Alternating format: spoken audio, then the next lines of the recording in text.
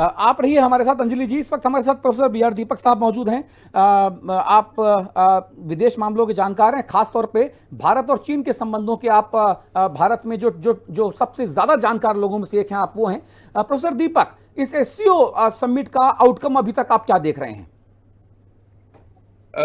ये तो काफी महत्वपूर्ण एक वार्ता हुई है, और सबसे बड़ी कह सकते हैं कि शिखर वार्ता, जितनी भी जो 25 वार्ताएं हुई है उनमें से सबसे बड़ी वार्ता है।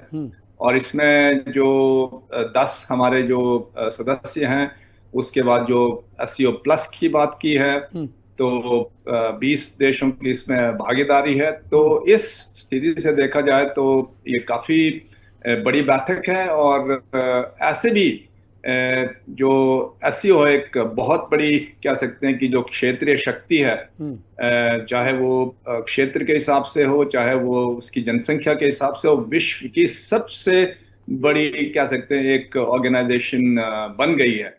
और इस दृष्टि से जिस तरह से लोगों के बीच में बातचीत हो रही है, और खास करके जो प्रधानमंत्री मोदी की उसमें जो शिरकत है, और चीनी राष्ट्रपति शी जिनपिंग की जो मेजबानी है, तो काफी अच्छी रही है।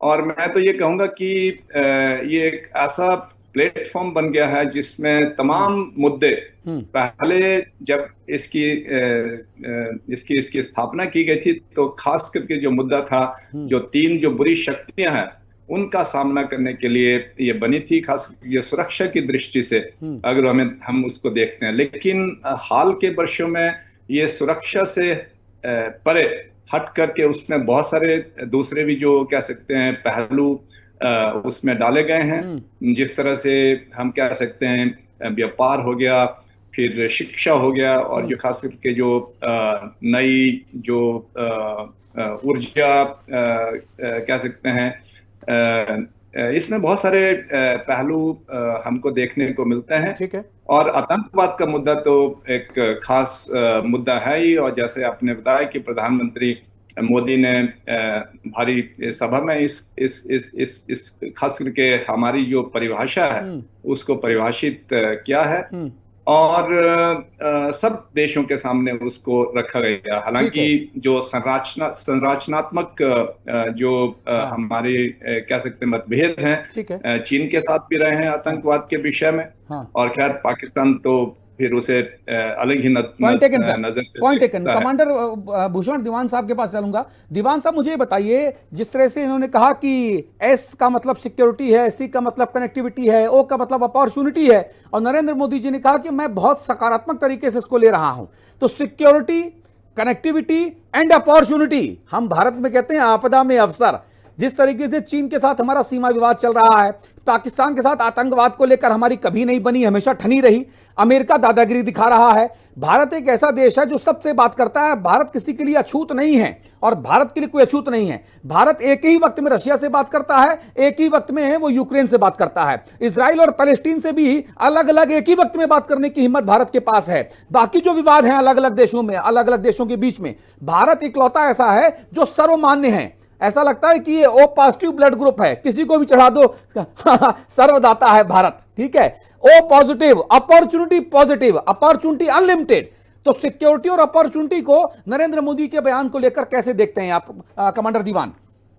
अतुल जी, आपकी चैनल पे आपके साथ गुफ्तगू करके बहुत मजा आता है, सीखने को मिलता है सर। चांग छियाओ उर्फ अंजलि और विदेश मामलों की जानकार साहब प्रोफेसर दीपक, नी हाओ। नी हाओ। नी हाओ, ताजा हो। अंजलि जी, मैं नी हाओ ताजा हो बोलना भूल गया आपको, हालांकि हमने अपने वीडियो में बोला था जो मिजियांग कन्वेंशन सेंटर के सामने हमने और आपने बनाया था। अंजलि जी, आपका स्वागत। अंजलि जी, स्वागत। अच्छा, अब सवाल ये है, मैं 71 की लड़ाई में लड़ा हूं, और 62 की लड़ाई में मैं स्कूल में बच्चा था, सैनिक स्कूल में। मुझे खुल के बात करने दें। अंजलि जी बैठी हैं, ये तो यंग उम्र की हैं, और लेडीज को तो वैसे यंग उम्र का बोलना चाहिए।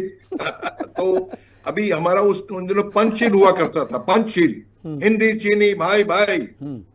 क्या हुआ 62 में? हिंदी चीनी भाई भाई कत्ल कर दिया गया, उसका उस कंसेप्ट का कत्ल कर दिया गया। मैं कहना ये चाहता हूं अतुल जी, ये बहुत अच्छे संकेत मिल रहे हैं। और जो एससीओ ब्रिक्स इतना क्लोज नहीं आ पाया, वो ब्रिक्स ट्रम्प साहब ने करा दिया। ट्रम्प साहब ने दुनिया में फुलझड़ी ऐसी लगाई है, हम लोग मिल रहे हैं। और ट्रम्प साहब इतने खफा हैं इस एससीओ समिट की सक्सेस वो से, कहते हैं ना ब्लेसिंग्स इन डिस्गाइज।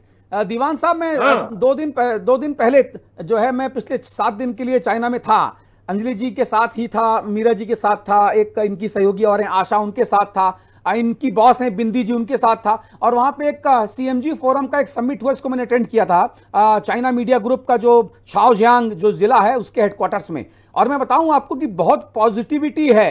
अब चाइना पूरी दुनिया में जिस तरीके से विश्वास बहाली के प्रयास कर रहा है, हमको लगता है कि जो पुराने कटु यादें हैं हमको उनको भूलना होगा। हम पुरानी बीमारियों को पकड़ के बैठे रहेंगे तो हमें कुछ हासिल नहीं होगा। हाँ, हमको उनसे सबक लेना है, एक आंख लगा के रखनी है, लेकिन उसको सामने नहीं रखना है। हाँ हाँ, ना मैं बता रहा हूं आपसे, अंजलि जी समझती इस बात को। मेरी समझ में जो बॉर्डर डिस्प्यूट हो रही हैं चाइना और पाकिस्तान भारत की, वो क्यों हो रही हैं? बॉर्डर को डिमार्केशन का एग्रीमेंट करने को आगे बढ़ाया नहीं जा रहा है। अब कौन नहीं बढ़ा रहा है मैं बोलना नहीं चाहता हूं, वो सबसे पहली चीज वही है, नंबर 1। नंबर 2, पहलगाम हुआ, जो 2 टेररिस्ट आए, अंजलि जी भी जानती होंगी जनाब, चाइना के बने हुए सैटेलाइट फोन्स यूज किए, उन 2 टेररिस्ट ने आके हमारे लोगों को मारा है।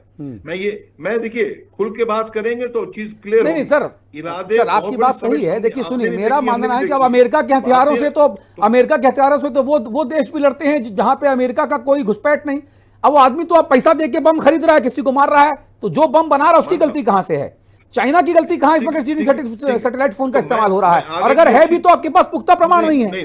मैं आगे की बिल्कुल मैं मान रहा हूं, नहीं मैं ये मान रहा हूं, मैं ये कह रहा हूं, हम जब दोस्त बने चीन और भारत तो खुले मन से बने, ये चीजें हम देखें। हाँ। अभी ऑपरेशन सिंदूर भी खत्म नहीं हुआ है। हाँ। अमेरिका उकसा रहा है पाकिस्तान को। ऑपरेशन सिंदूर पार्ट 2 जब होगा, उस टाइम कम से इस समिट के बाद चीन और भारत एकजुट खड़े हों। ठीक है।